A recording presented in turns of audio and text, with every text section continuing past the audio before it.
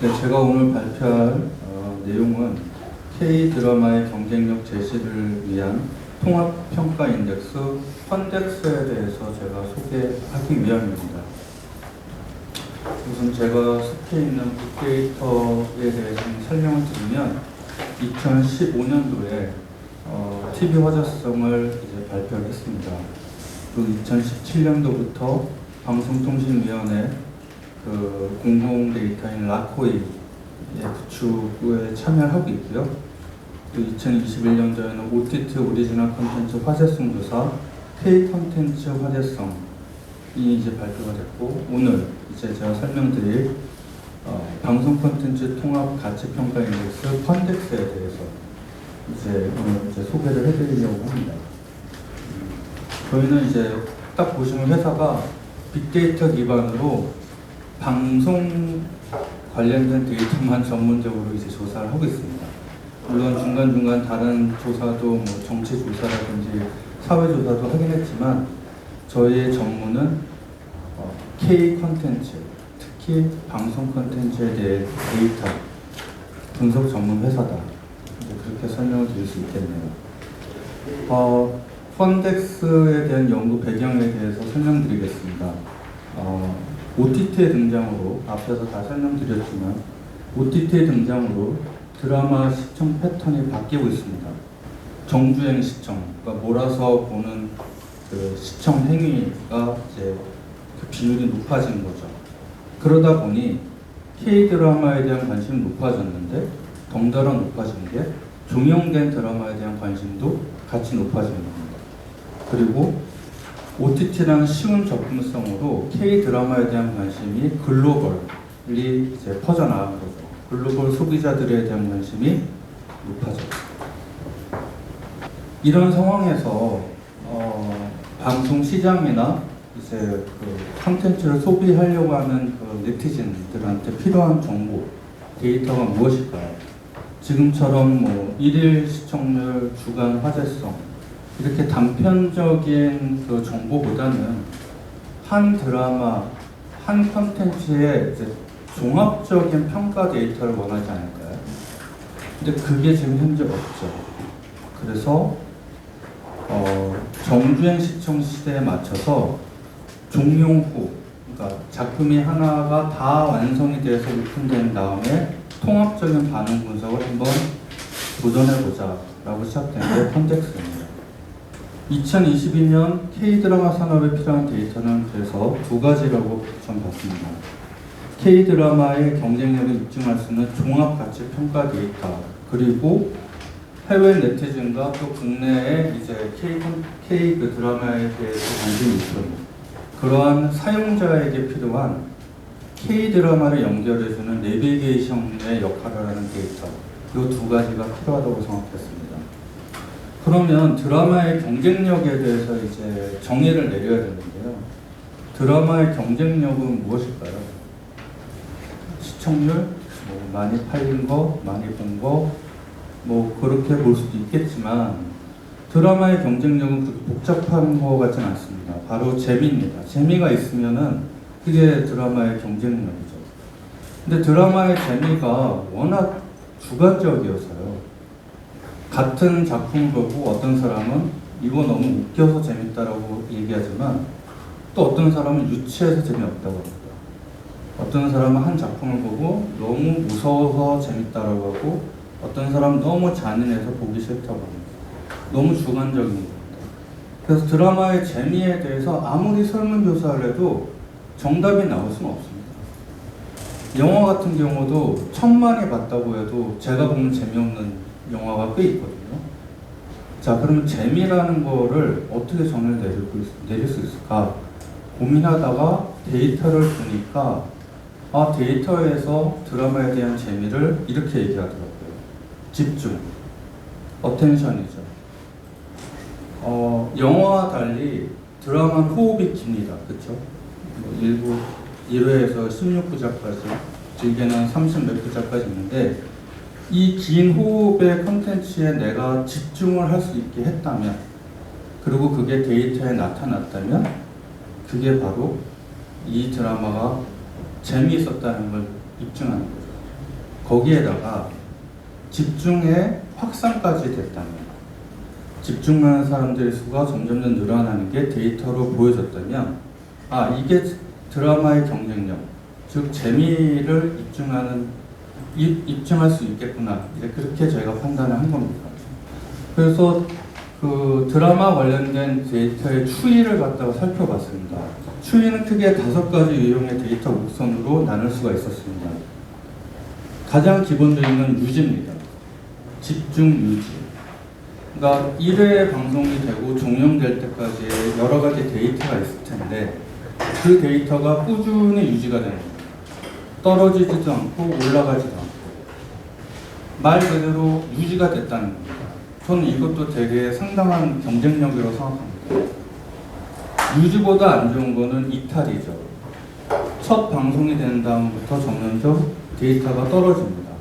떨어지다가 맨 마지막 끝에 가서 어떤 이유로 다시 살짝 올라가는, 복구가 되는 그런 유형이 있고, 가장 안 좋은 거는 계속 떨어집니다.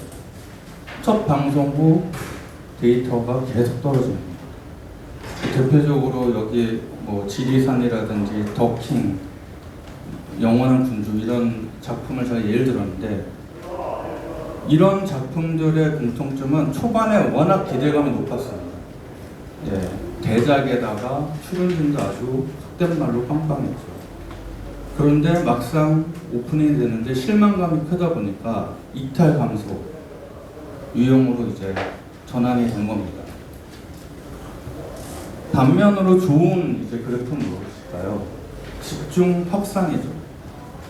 옷소매 붉은 끝동, 동백꽃 필 무렵, 이태원 클라스 같은 이런 프로그램들이 가지고 있는 데이터는 우상향 그래프를 이제 그리고 있습니다. 점점점 집중 플러스 집중하는 사람들, 사람이라고 할 수는 없지만 어떤 데이터가 이제 올라가고 있는 그래프를 그리고 있고, 집중 대확산형이 있습니다. 엄청난 이제 신드롬을 일으키면서 올라가고 있는 건데, 예를 들어서 최근에 인기가 있는 우영우 같은 경우가 그 케이스입니다. 이렇게 5가지 유형이 있고요. 지금 여기서 보인 이 그래프들은 무엇이냐?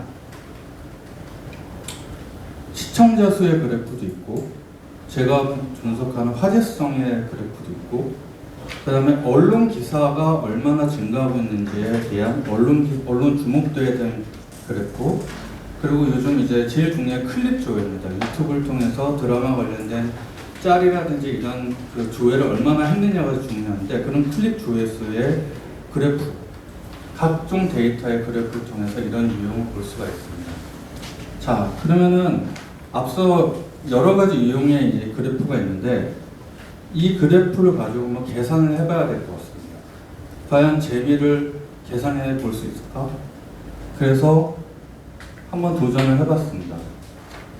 재미 강도 지수를 한번 측정을 해보자. 그래서 단순합니다. 그래프에 대한 증감률을 갖다가 계산해 본 겁니다. 그게 Fun Index, FX입니다. 제가 오늘 발표드릴 Fun Index의 핵심이 FX입니다. FX를 계산해서 이거를 각종 데이터에 가중치를 준 것이 제 Fun Index이죠. 뒤에서 한번 설명드리겠습니다. 자, 아마 이 페이지가 오늘 발표할 내용 중에 제일 중요할 것 같은데요. 자, 2편의 이제 작품이 있습니다. 노란색 A라는 작품, 이제 파란색 B라는 작품이 있는데, A라는 작품은 엄청나게 높은 점수로, 이제 화제성입니다. 지금 이 데이터 화제성인데 엄청 높은 점수를 시작을 했고, B라는 작품은 매우 낮은 점수를 시작을 했습니다. 이렇게 시작했는데, 여기 보시면은 각각의 이제 fx 1.00부터 시작을 합니다. 그래서 fx가 어떻게 변하는지 한번 보시겠습니다.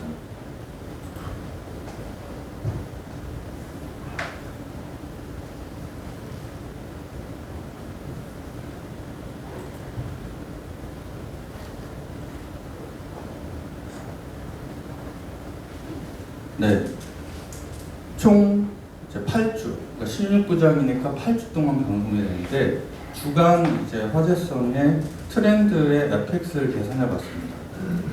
자, 8주가 다 끝났는데도 불구하고 노란색 드라마는 주 평균 점수가 파란색보다 여전히 높았습니다.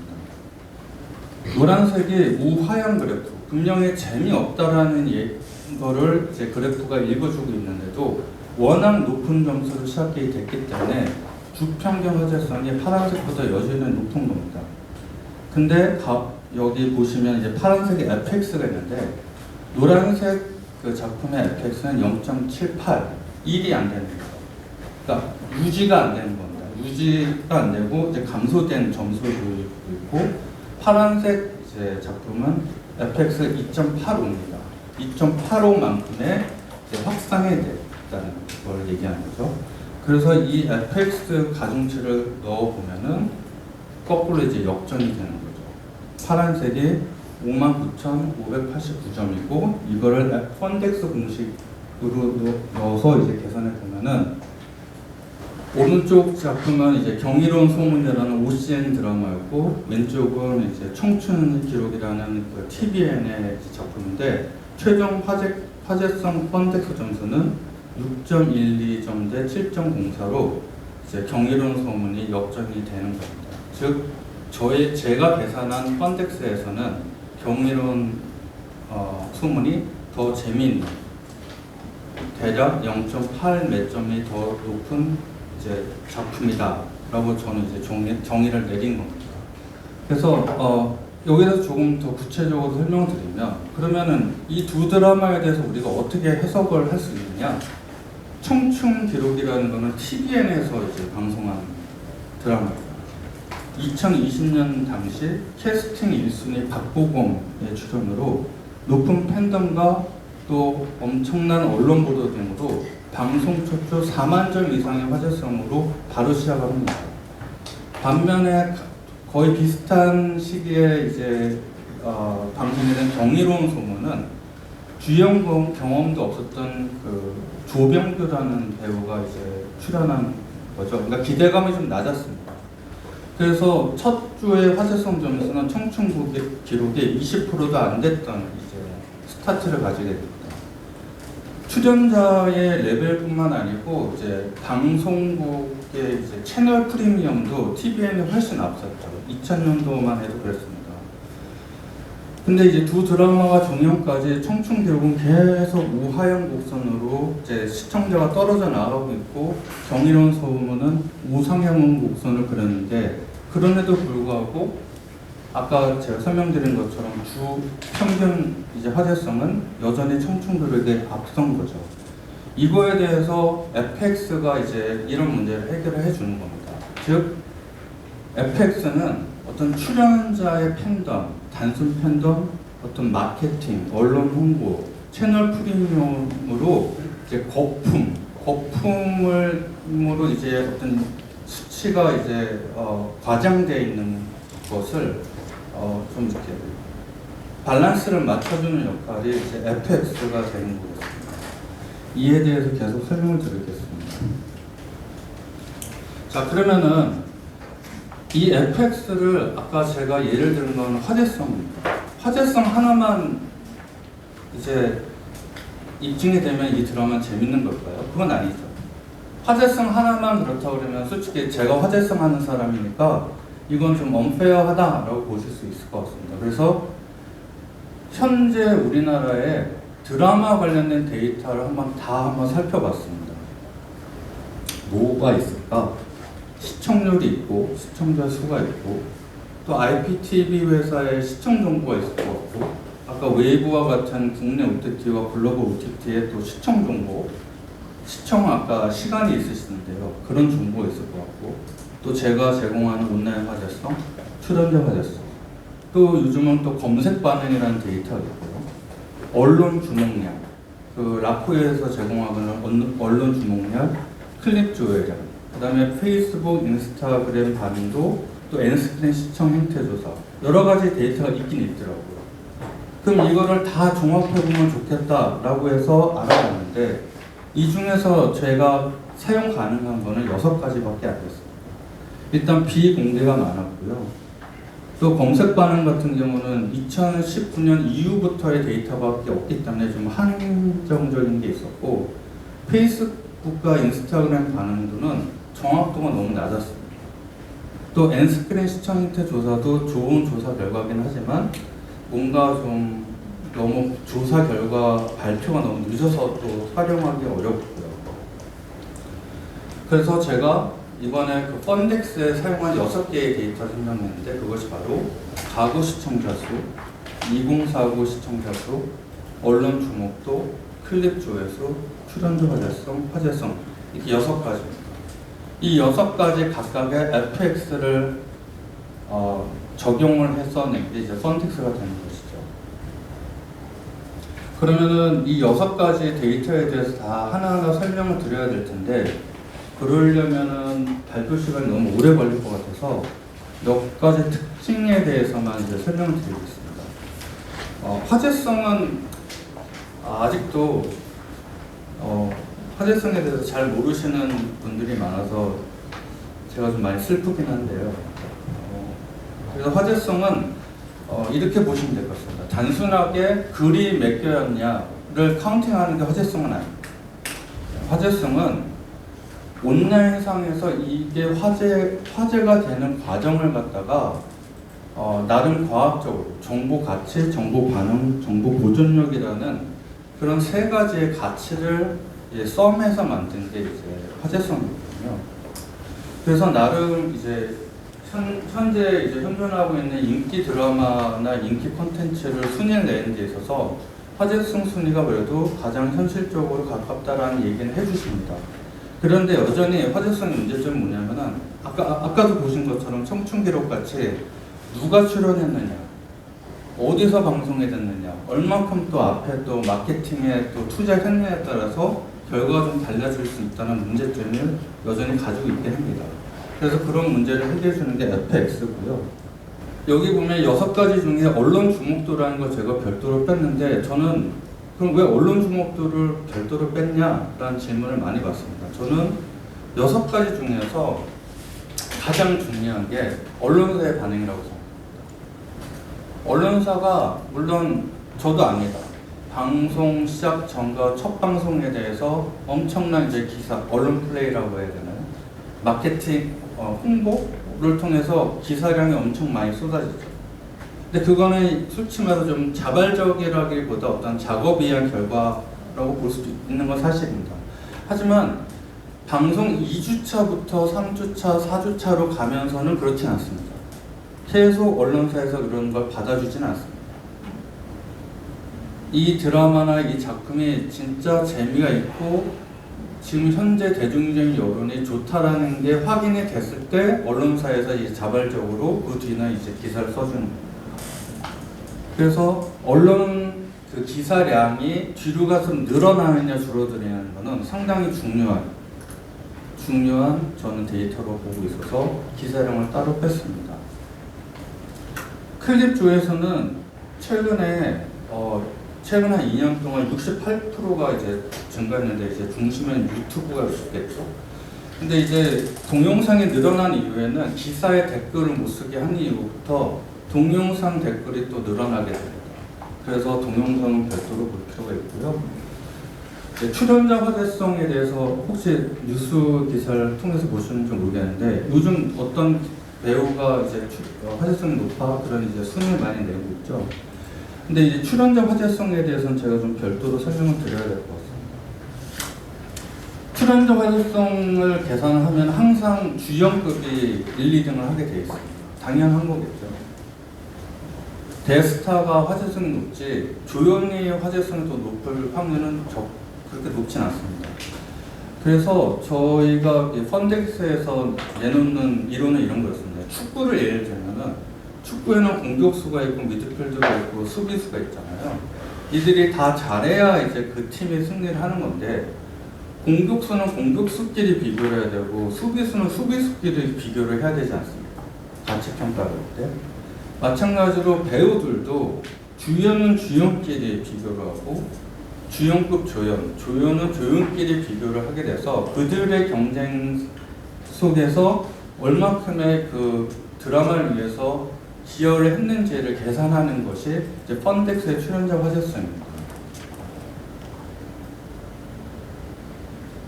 뭐 상위 6명에 대한 이제 계산을 하게 되는데요. 각각의 10점 만점입니다. 그러니까 G1이 뭐냐면 이제 주연이잖아요. 예를 들어 박보검이라고 하면 박보검이 아무리 화제성이 100만 점, 200만 점을 한다고 해도 10점 만점인 것이죠. 그래서 박보검 혼자 잘해서는 안 되고 그 뒤에 나머지 이제 조연들까지 합한 모든 점수가 고르게 나왔을 때 이 작품의 이제 펀덱스가 높게 나오게끔 이제 저희가 구성을 한 것이죠. 여기 표에 보시면은 이제 출연자 화제성에 이제 높게 나온 드라마와 안 좋게 나온 드라마를 이렇게 쭉 나열해 있는데요. 백일의 남궁님이라든지 부부의 세계, 25, 21 같은 경우는 G1부터 G6까지 출연자가 고르게 10점, 10점, 10점, 뭐 9점, 8점 이렇게 고르게 높은 점수를 받은 반면에 밑에 화제성이 좀 낮게 이제 된 뭐 남자친구라든지 베가본드 같은 경우는 이제 주연만 점수가 높고 나머지는 점수가 다 낮습니다. 그러니까 이제 뭐 스토리상 주연만 부각되고 나머지 이제 조연들에 대해서는 어떤 조연들이 어떤 드라마의 어떤 그 펀덱스나 화제성을 이끄는 데 있어서는 자기 역할을 못했다는 거죠. 그래서 출연자의 화제성에 대한 펀덱스는 이렇게 이해를 해주시면 될 것 같습니다. 그래서 앞에 6가지 데이터와 그 FX를 가미해서 나온 게 펀덱스인데 그 펀덱스의 이제 최근 이제 2018년도부터 22년도에 방영된 368편에 대해서 이제 계산한 결과의 순입니다. 1위는 스카이캐슬이고 2위는 부부의 세계, 3위는 펜트하우스, 4위 이태원 클라스, 5위 펜트하우스 2, 6위 빈센조, 7위 사랑의 불시착, 8위는 최근에 이제 종영된 25, 21, 그다음 9위는 동백꽃 필무렵, 10위는 MBC의 보솜의 붉은 끝동입니다. 총 펀덱스 점수는 99.32, 그러니까 100점 만점인데 99.32에서 이제 84.8이 요 사이에 있고요.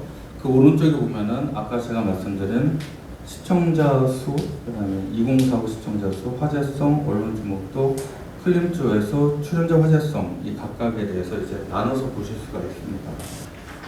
실제로 그 화제성 펀덱스의 1위부터 4위까지의 이제 작품의 각 그 데이터의 그래프를 보면은 앞에 설명드린 것처럼 집중 대확산 유형의 이제 그래프를 이제 가지고 있는 거고, 그 다음에 16위에서 20위까지 보면은 이제 집중 활성 유형의 그래프를 보이고 있습니다. 35위에서 또 70위까지 중위권을 보면은 이제 집중 유지형을 보이고 있고, 그 다음에 하위권, 뭐 지리산이라든지 남자친구라든지 인간식 습격 같은 경우는 이탈 감소형 유형을 보이고 있습니다. 그래프에 대해서 제가 계속 얘기를 했습니다. 이제 추위가 어떤 모양을 그리느냐에 대해서 가장 계속 제가 강조를 드리고 있는데, 하나 이제 제가 조사한 결과에 대해서 공유를 드리고자 합니다. 16년도부터 22년도까지 518편에 대해서 조사를 해봤습니다. 그랬더니 W1이라는 건 이제 첫 번째 위크, W2라는 건 두 번째 주라는 이제 의미인데요. 518편 중에서 방송 첫 주의 스코어를 뛰어넘은 이제 방송 두 번째 주를 맞이한 드라마가 전체 14.7%밖에 안 됩니다. 그리고 2주 연속 자기의 그 스코어를 갖다가 뛰어넘은 작품은 6.8%밖에 안 되고요. 이런 식으로 뒤로 갈수록 자기의 자체 기록을 갱신한 프로그램은 끝까지 이제 다 이제 뛰어넘으면서 종영된 작품은 0.2% 한 편밖에 없었습니다. 이게 스카이캐슬이었고요. 최근에 나의 해방 일주에도 16부작으로서 두 번째로 이제 이름을 올렸는데, 이제 제가 여기서 말씀드리는 건 싶은 건 그만큼 이제 자기 기록을 계속, 그러니까 뭔가 이제 주차가 갈수록 그 우상향 그래프를 그리는 다는 게 그렇게 쉬운 건 아니라는 거죠. 이거는 가구 시청자 수에서도 마찬가지고, 가구 시청자 수는 그래도 1주차에서 2주차를 뛰어넘은 경우가 49.7%나 되지만 뒤로 갈수록 급격히 이제 그 점유율이 낮아지는 걸 볼 수가 있습니다. 지금 보고 계신 거는 시청률입니다. 네이버에 공개된 닐센의 시청률인데요. 스카이캐슬이 역대급 이제 성적을 한번 낸 적이 있었죠. 1.7%에서 시청률이 23.8%로 진행된 케이스입니다. 펜트하우스는 9.2로 시작해가지고 28.8로 끝났고요. 그래서 높은 펀덱스 점수를 얻은 그 작품들은 이런 이제 그래프를 보이는데, 최근 우영우 같은 경우는 0.9에서 15.8%, 방송된 지 5주 정도밖에 안 됐는데도 벌써 15.8%를 그리고 있습니다. 그래서 오늘 이 세미나에 우영우에 대한 이제 어떤 인기에 대해서도 한번 살펴보려고 데이터를 한번 살펴봤는데요. 그럼 이 우영우는 앞으로 어떻게 될까요? 한번 6가지 데이터를 가지고 한번 살펴보았습니다. 이제 화제성입니다. 자, 우영우의 그래프를 보여드릴 건데요. 너무 놀라지 마십시오. 저는 8년 동안 화제성 조사를 하면서 이런 그래프는 처음 봤습니다. 이게 우영우의 그래프입니다. 펀덱스 1위, 2위, 여태까지 1위, 2위의 그래프가 오른쪽에 있는데, 우영우는 지금 방송 4주, 5주 만에 이런 그 무슨 달나라로 가는 로켓의 이제 동성 같은 그래프를 보이고 있는 거예요. 이건 이제 4주차 화제성의 그래프고요. 그리고 아까 제가 설명드린 FX가 벌써 우영우가 3.38이 되는 거고, 기존의 1위하고 2위였던 스카이캐슬과 펜트하우스는 1.99, 0.77 큰 차이로 벌써 우영우가 앞서고 있는 겁니다. 2049 시청자 수도 이미 두 편의 최고 4주째 기록을 넘어섰고요. FX가 6.70이 나옵니다. 스카이캐슬에 벌써 2배가 되고 있는 거고요.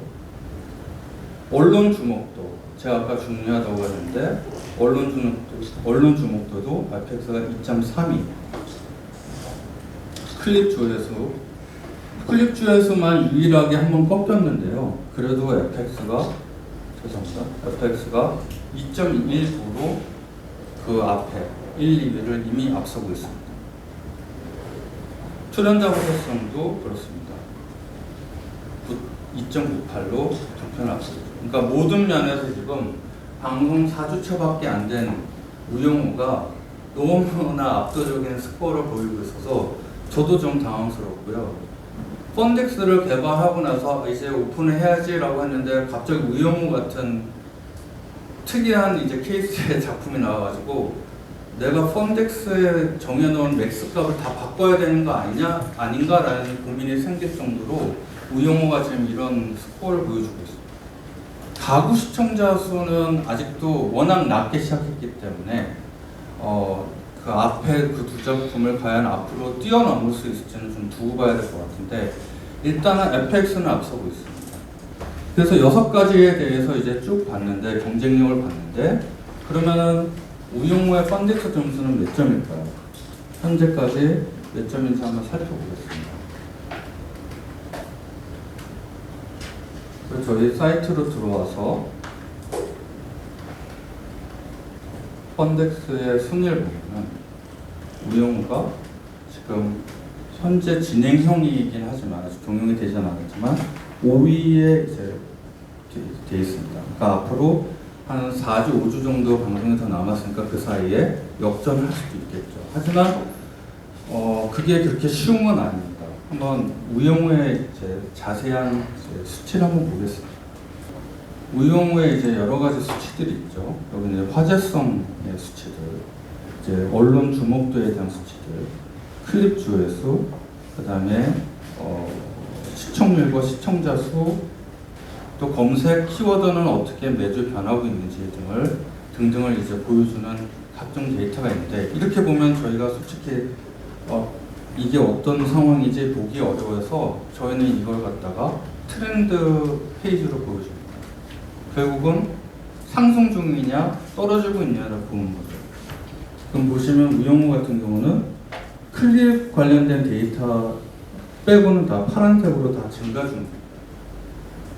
그리고 맨 오른쪽에 보시면 FX가 현재까지 3.4, 2.4, 2.3, 2.2 이렇게 나오는 걸 볼 수 있는데, 그럼 우영우가 그러면 이미 이렇게 큰 차이로 올라갔으니 앞에 이제 스카이캐슬과 펜트하우스를 이제 당연히 이기겠구나라고 생각하겠지만 그렇진 않습니다. 만약에 다음 주부터라도 우영우 관련된 스코어들이 뚝뚝뚝 떨어지기 시작한다면 펀덱스에서는 이제 다시 중위권으로 떨어질 수도 있는 게 또 펀덱스입니다. 제가 그랬죠. 중요한 건 집중도라고.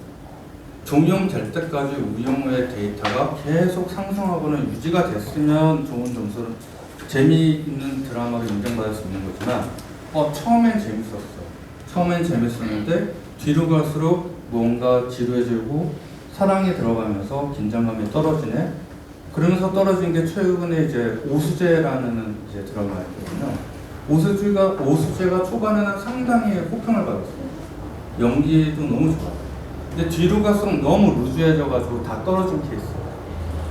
제가 봤을 때 우영우는 계속 올라갈 것 같긴 해요. 근데 이제 만약의 경우를 지금 말씀드립니다. 그래서 우영우로 봤을 때 이제 펀덱스의 케이스를 볼 수가 있고요. 일단 우영우를 제작한 A스토리라는 데를 한번 들어가봤습니다.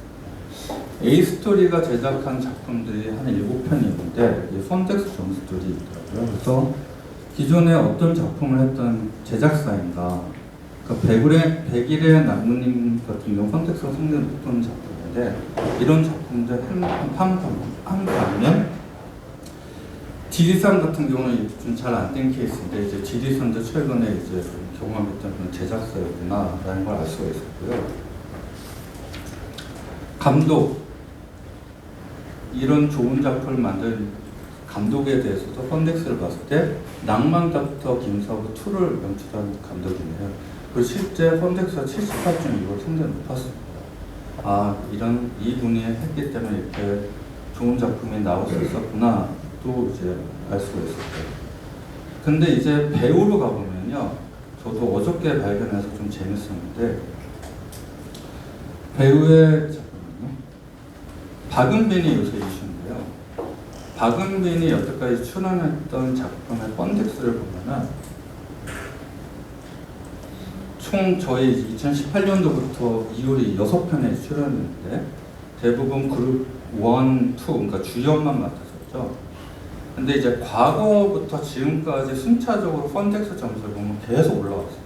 그러니까 이 사람의 그 어떤 드라마의 화제성을 리드하는 그 리드력이라고 해야 되나? 그게 점점점 올라오는 상태에서 이상한 변호사 우영우를 이제 맡게 된 거죠. 그래서 이상하다. 그래서 요새 또 같이 뜨고 있는 강태호라는 남자 배우가 있어요. 상당히 뜨고 있는데요. 강태호도 6편의 작품이 있었는데 마찬가지로 과거보다 지금 최근에 현재 그 어떤 뭐 드라마에서 자기가 화제성 리더로서의 역할이 점점점 올라오고 있는 상태에서 이상한 변호사 우영우를 이제 맡았죠. 물론 이게 우연이라고 볼 수도 있겠지만 하여튼 데이터상으로 강태호라는 캐릭터가 상승 중인 상태에서 만난 작품이었다는 걸 알 수가 있었습니다. 자, 지금까지는 펀덱스를 통해서 이제 K-드라마의 경쟁력을 입증할 수 있는 종합 가치 평가로서 설명을 드렸는데, 이제 남은 거는 이제 내비게이션입니다.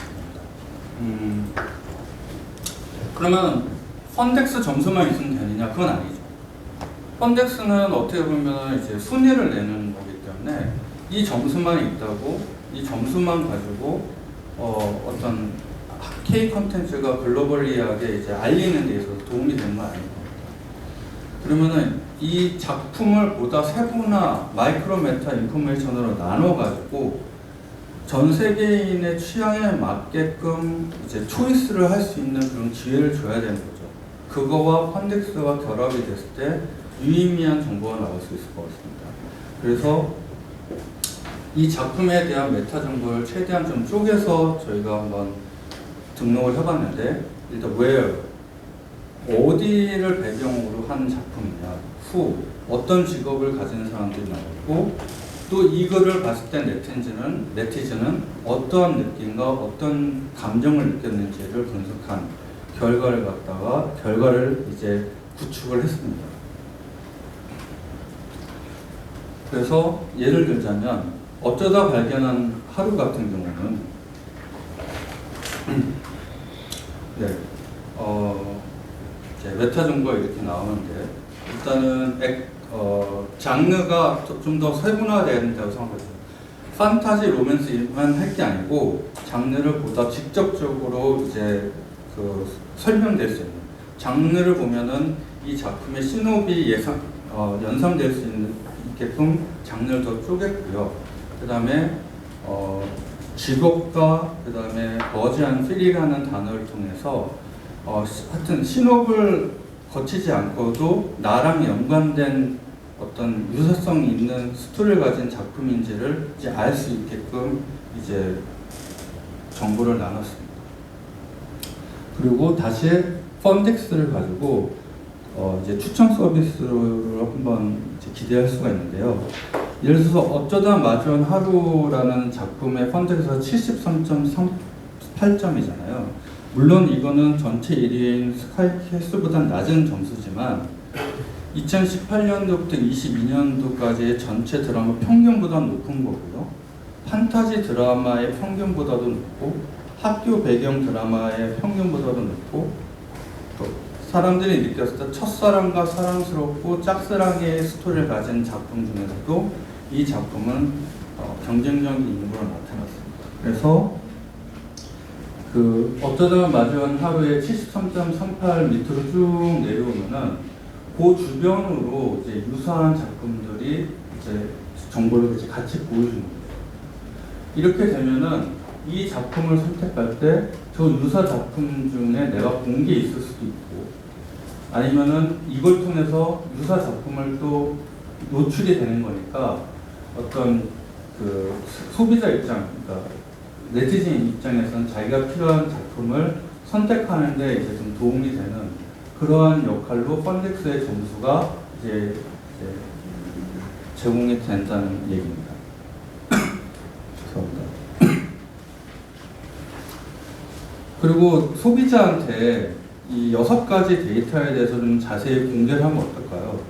그냥 단순하게 별점 이런 식으로 추천하지 말고 소비자한테도 오픈을 하는 거죠.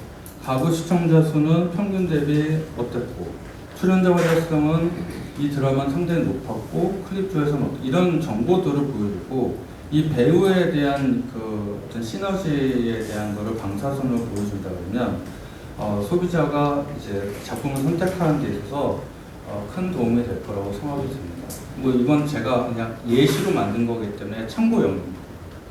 나의 해방일지가 상당히 히트를 쳤죠. 하지만 펀덱스 계산을 하면은 전체 33위밖에 안 되더라고요. 저도 사실은 더 높을 줄 알았는데, 워낙 기본 베이스가 낮게 시작을 했기 때문에 FX는 높았지만 그렇게 추진력을 이제 받지 못했습니다.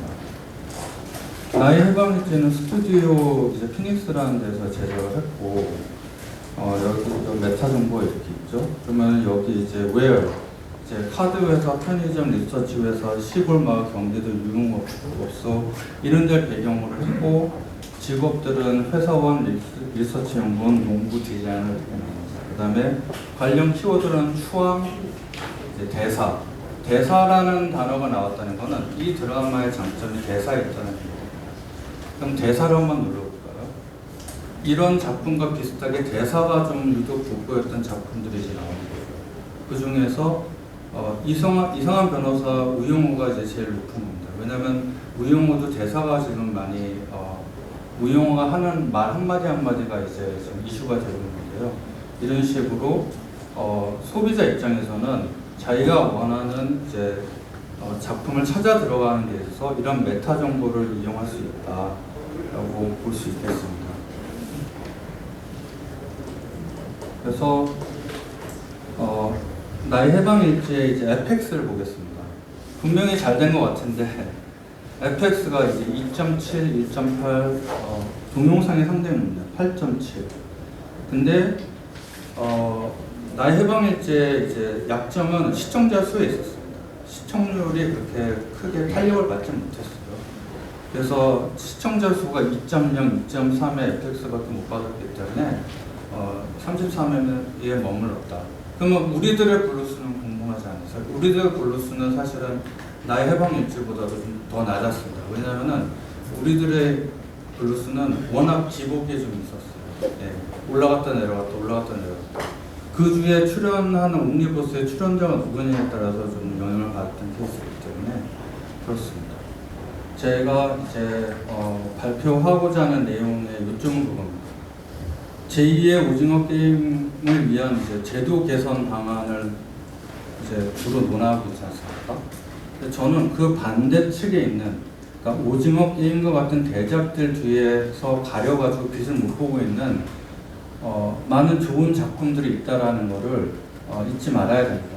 그런 작품들을 전 세계의 수면 위로 끄집어내서 더 이제 뭔가 시청이 되게끔 만드는 그런 장치가 필요한데 그건 결국 제가 봤을 땐 데이터라고 생각했습니다. 데이터가 그런 작품들을 도와줄 수 있다. 그 말씀을 드리고 싶고요. 그리고 고객을 맞을 준비가 잘 안 됐다. 예를 들어서 정부와 지자체는 K-팝과 K-푸드와 같은 한류 열풍에 편승해서 해외 관광객 유치를 위해 다양한 이제 안내 서비스를 하고 있잖아요. 마찬가지로 콘텐츠도 마찬가지입니다. 지금 K 드라마에 지금 몰리고 있는데 해외 네티즌의 관심이 몰리고 있는데 이들에 대해서 뭔가 전달할 안내 데이터가 너무 없다는 거죠. 별점밖에 없는 거예요. 신업도 솔직히 그 신업 가지고 어떻게 내가 880분을 선택할 할 수가 있겠습니까? 그러니까 좀 구체적인 데이터로 이제 안내를 해야 된다. 한국은 데이터 강국인데 그 다음에 데이터 강국이죠. 이제 한류 그러니까 어떤 그 OTT 시장의 콘텐츠의 강국인데 데이터가 이러면 안 되지 않겠습니까? 자, 그러면 어떤 데이터가 필요하냐? 완벽한 데이터가 필요한 건 아닌 것 같습니다.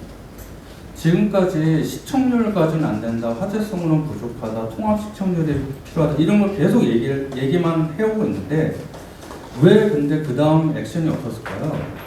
뭔가 완벽하지 않은 것 같으니까 이제 시작도 못하고 있었던 것 같습니다. 근데 데이터가 완벽할 수가 없는 게 방송 시장과 콘텐츠의 유통 시장이 계속 바뀌면 바뀔수록 데이터가 계속 바뀌거든요. 계속 바뀌는데 어떻게 완벽한 데이터를 뽑을 수 있겠습니까?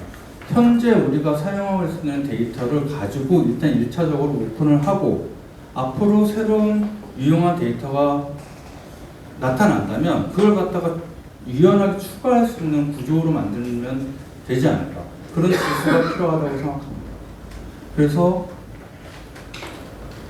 화면에 보시면은 제가 지금 6개의 데이터라고 했지만 새로운 데이터가 새로 이제 나타났다? 추가하면 됩니다.